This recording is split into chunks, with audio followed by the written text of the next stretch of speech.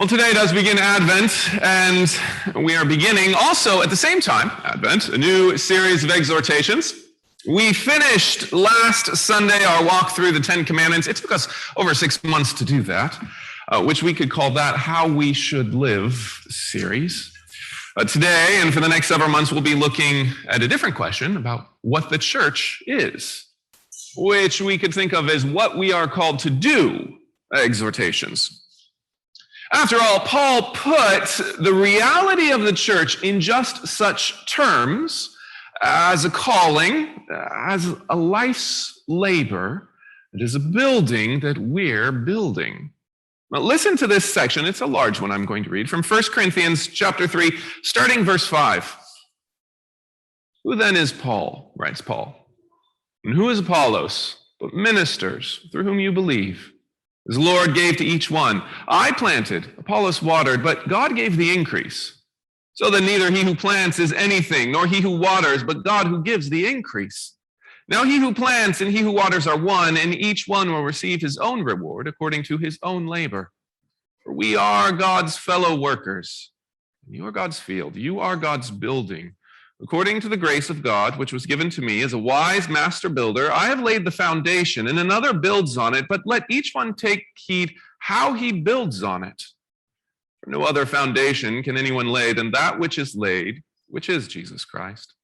Now, if anyone builds on the foundation with gold, silver, precious stones, wood, hay, straw, each one's work will become clear, for the day will declare it, because it will be revealed by fire, and the fire will test each one's work, what sort it is.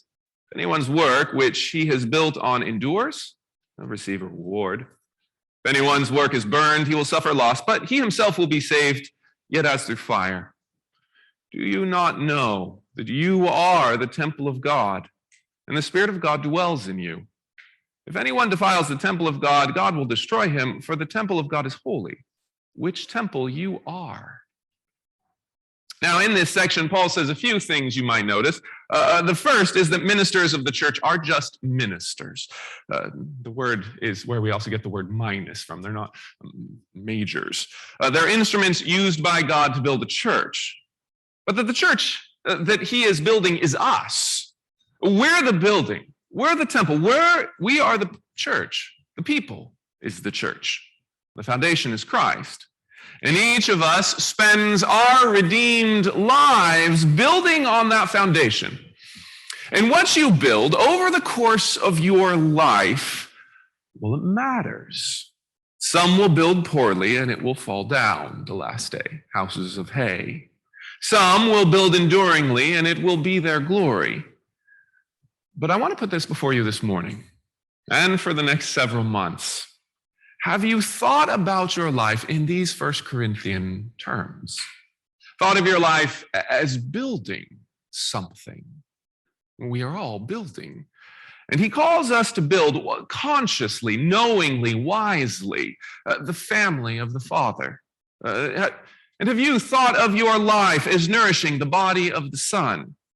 Have you thought of your life as being a living stone assembling to make the temple of the Spirit?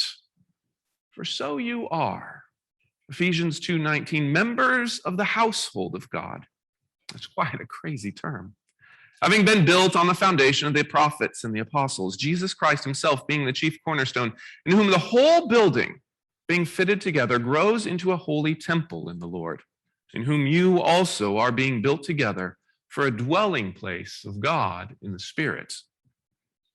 So this morning, in this moment, if you have given your life to some other building project, if you have let someone else design where you're building, how you're building, or that you've been building and you see it, well, limp-wristedly, short of God's glory, well, this is why we have a time of confession.